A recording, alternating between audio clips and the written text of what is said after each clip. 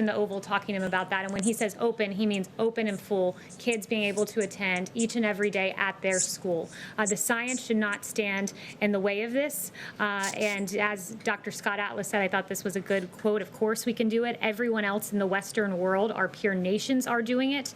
We are the outlier here. The science is very clear on this, that, you know, for instance, you look at the JAMA pediatric study of 46 pediatric hospitals in North America that said the risk of critical illness from COVID is far less for children than that of seasonal flu. The science is on our side here, and we encourage for localities and states to just simply follow the science, open our schools. It's very damaging to our children. There's a lack of reporting of abuse.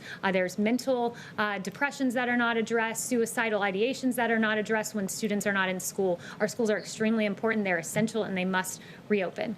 Yes. Thanks, Kaylee. The U.S., Canada, and the U.K. today accused Russia of trying to hack coronavirus research, vaccine research. I was wondering if the president has a response to Russia to that.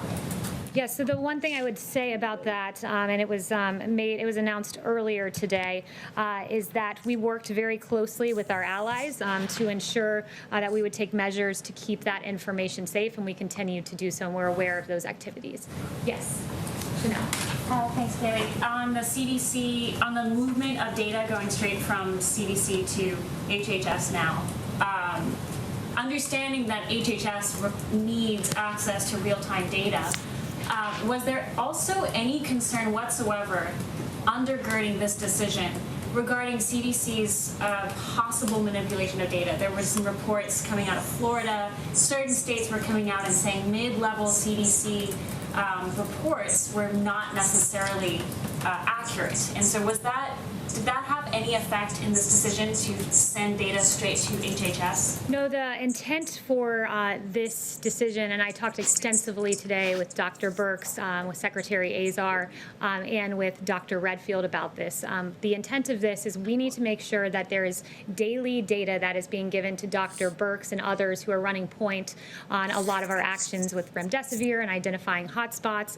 And I would point out, and I just want to explain this because I think there's been some confusion in the press, that there are two methods of data collection. The one is the National Healthcare Safety Network, and this is a CDC system, and this is where hospitals voluntarily report their data, and about 81% of hospitals were reporting their data. So we don't need 81% of hospitals reporting data. We need 100% of hospitals reporting data, because it is critical that Dr. Birx and others receive the daily admissions, ICU use, and PPE numbers. And when you're only getting 81% of hospital data, that means you've got 19% of hospitals that were unaware of their needs. So what happened is we also have a second method of tracking this data, and it's the teletracker database, and this is an HHS system.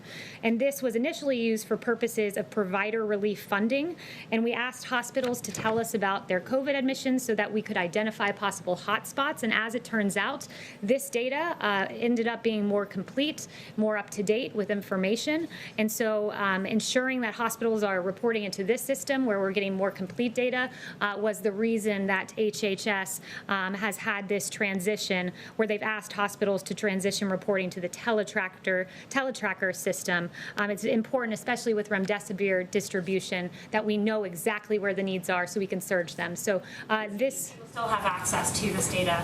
Yes, that's right. So I did confirm that with Dr. Redfield, that this is completely open source data available to the CDC.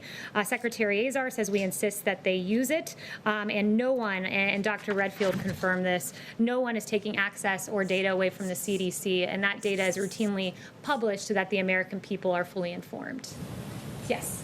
So I wanted to follow on that briefly. There's been some complaints, particularly among